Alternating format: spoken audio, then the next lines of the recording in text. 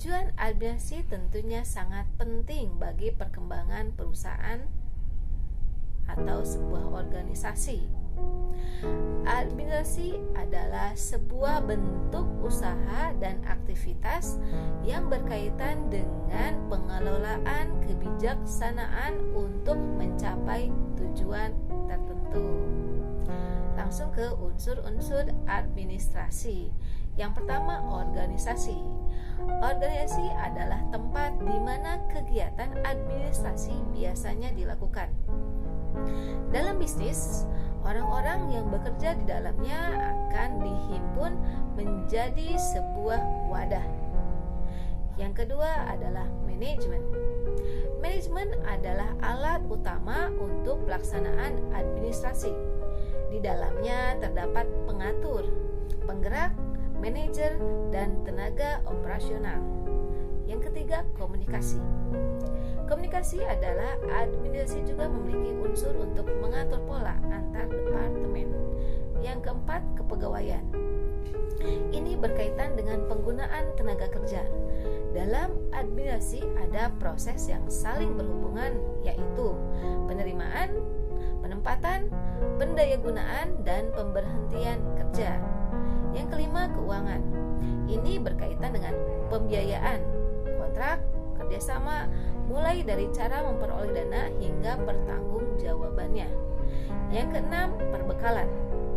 Administrasi ini berhubungan dengan pengadaan barang, penyimpanan, hingga pemusnahan barang. Administrasi akan mendata semua barang yang ada dalam sebuah organisasi atau perusahaan. Yang ketujuh, tata usaha. Tata usaha dalam administrasi meliputi berbagai macam pencatatan, penyimpanan, hingga pengiriman. Yang kedelapan atau yang terakhir, hubungan masyarakat. Administrasi kemudian akan mengatur bagaimana sebuah organisasi atau perusahaan itu berhubungan dengan masyarakat hingga konsumen. Selanjutnya adalah tujuan administrasi. Berikut beberapa tujuan administrasi yang perlu kamu ketahui. Yang pertama, administrasi bertujuan untuk memonitoring kegiatan atau data yang dimiliki oleh perusahaan atau organisasi.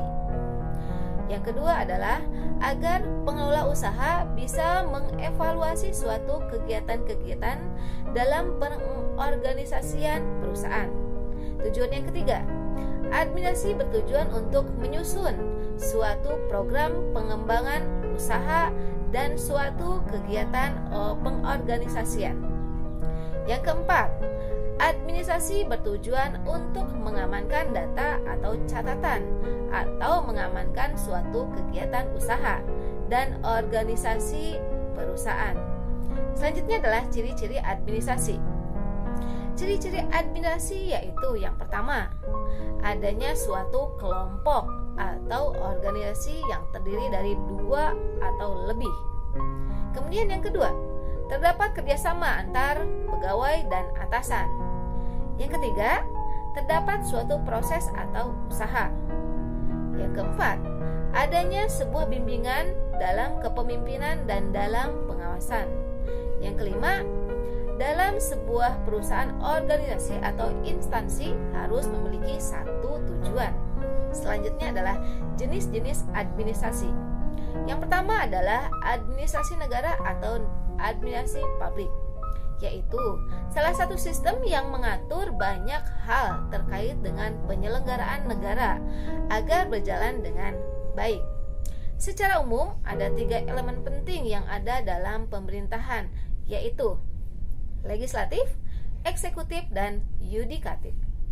Contohnya, presiden mengatur kabinet atau formasi menteri. Yang kedua, aturan mengenai prosedur pembentukan korporasi dan komisi di pemerintahan. Contoh yang ketiga, aturan untuk penyediaan layanan kepada masyarakat.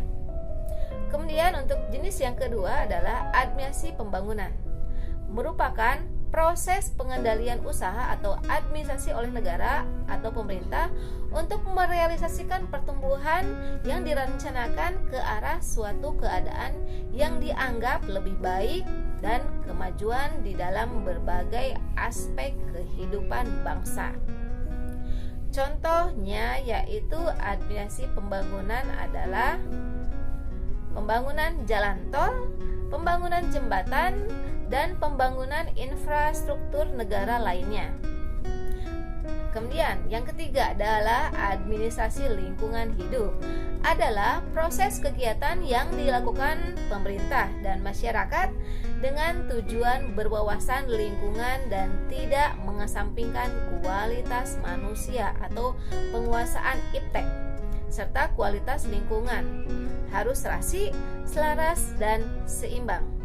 Contohnya lingkungan sosial, lingkungan hayati, lingkungan non-hayati, lingkungan hidup buatan. Okay, so much for our discussion this time. Hopefully it will be useful. Thanks you so much. Wassalamualaikum warahmatullahi wabarakatuh.